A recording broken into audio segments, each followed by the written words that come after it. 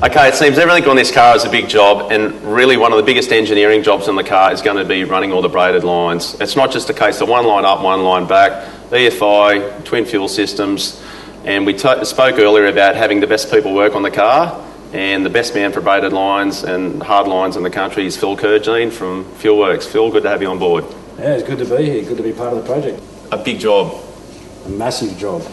Probably too big a job.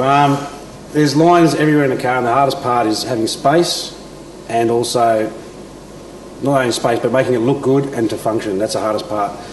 Car with air conditioning, you know, I'm surprised he hasn't tried to throw power steering into it, but that's coming. That's coming. Yeah, that's right. But yeah, that's the biggest challenge, and you know, having an extra fuel system,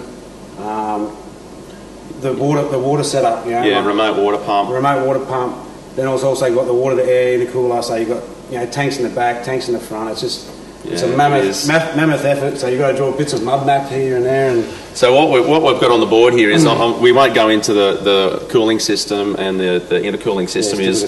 I've drawn on the board here a bit of a basic layout of how I think the fuel system's going to work in the car, and obviously we've got our two tanks in the back. This is represents the front of the car, the engine, and this is the back of the car. And we've got a race tank and a street tank. And so I figured for the street tank, we would probably run just a single EFI pump, Phil. Single EFI pump, Bosch 440. It'll run dash 8, feed and return. Yep. Okay. Through to the front of the car.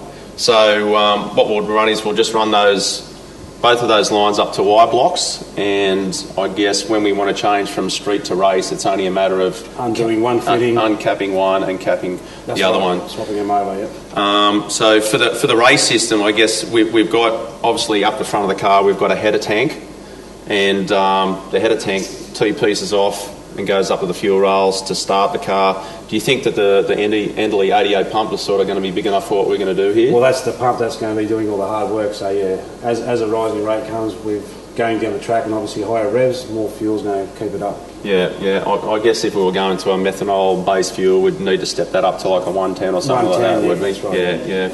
I guess from the race tank up to the front of the car, how many pumps would you suggest to supply? We're going to run the twin 044s, one off into a single dash 10 line. Yeah. That'll feed into the header tank, which then will go down to the mechanical pump. That'll have a dash 12 return. So what we'll have is coming back to the race tank at the back of the car. So we've got two lines going to and from the car, to and from the rear tank, from the race tank, and two lines from the street tank. So basically, it's four lines everywhere. Four main fuel lines just going the length of the full length of the car, and it's a valiant, so it's extra long. So I guess we've got two pumps here that are going to fill the front tank. And off that front tank, we've got an EFI pump that will start the engine. Just to fire it up, yeah. And then we've got the Enderley pump, which takes over. Yeah, takes over once that pump runs out of puff. So we should run one-way valves on those. Let's got a check valve on the return line, so that way, basically, when that Enderley pump takes over, it won't try to push back against the EFI pump. The EFI pump almost becomes obsolete. So I guess we're at the point where, because we've got so much EFI pump down the back, we probably almost don't need a breather in that front tank, but I guess we'll run the breather at the rear tanks for both tanks. Yeah. So that way, that's why you run a bigger dash 12 return, so that way it can act as a return and as a breather at the same time. Because obviously the Enderley pump aren't a real good suction pump, so with the two EFI pumps up the back, we're basically force feeding it. Need the volume at the front tank to keep the pressure up there. Yeah.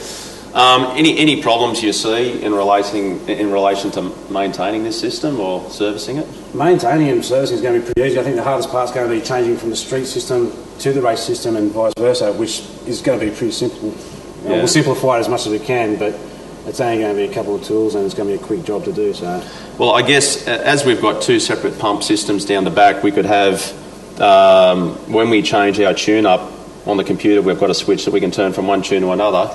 When we go to street mode, we can have that mode turn on those pumps, and when we go to race, the computer can trigger that pump. So really, you don't have to worry about turning pumps on and off all the time. That's the beauty of it. Yeah, like I said, so it's only a case of changing two lines. Yeah. And let technology do the rest. Technology do the rest. Yeah. Awesome. Okay.